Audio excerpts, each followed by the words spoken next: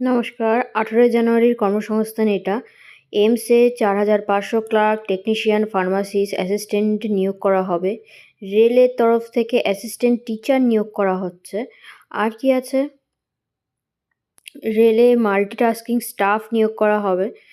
তো এইগুলোর রেলের যেটা টিচার নিয়োগ করা হচ্ছে সেটা 7ই জানুয়ারি থেকে শুরু হয়ে গেছে ফর্ম ফিল আপ। 6ই ফেব্রুয়ারি পর্যন্ত চলবে। আচ্ছা, আর কি আছে? মাল্টিটাস্কিং স্টাফ যেটা আছে সেটা নিয়োগ করার নোটিফিকেশন বেরোবে। এরপরে চলে যাব আমরা নিচের পাতায়। আর যেটা তোমার রেলের নোটিফিকেশন আছে সেটা পিজিটি, টিজিটি আর পিআরটি লেভেলে আছে। টোটাল 900খানা ভ্যাকেন্সি আছে। তো 900 ভ্যাকেন্সির মধ্যে 900 ভ্যাকেন্সির মধ্যে সিট সংখ্যা জোন ওয়াইজ খুবই কম রয়েছে, তবু তোমাকে দেখে সেটা নিতে হবে। ঠিক আছে? যেমন কলকাতার ক্ষেত্রে জেনারেলে একটা সিট রয়েছে। এসসিতে এসসি, এসটি এরকম একটা একটা করে সিট রয়েছে। ঠিক আছে? টোটাল রেলে এখানে দেখাচ্ছে 1037। এর মধ্যে লাইব্রেরিয়ান আছে, ক্লার্ক আছে, ল্যাব অ্যাসিস্ট্যান্ট আছে। সেনাবাহিনীতে 379 টেকনিক্যাল অফিসার নিয়োগ করা হবে। ডিআরডিওর অ্যাপ্রেটিস নিয়োগ করা হবে।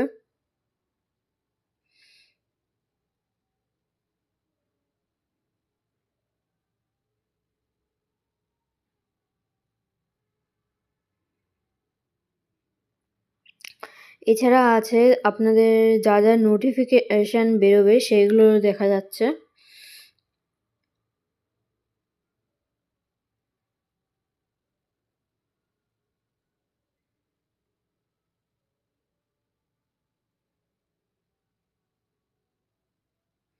এটা 18 জানুয়ারির কর্মসংস্থান।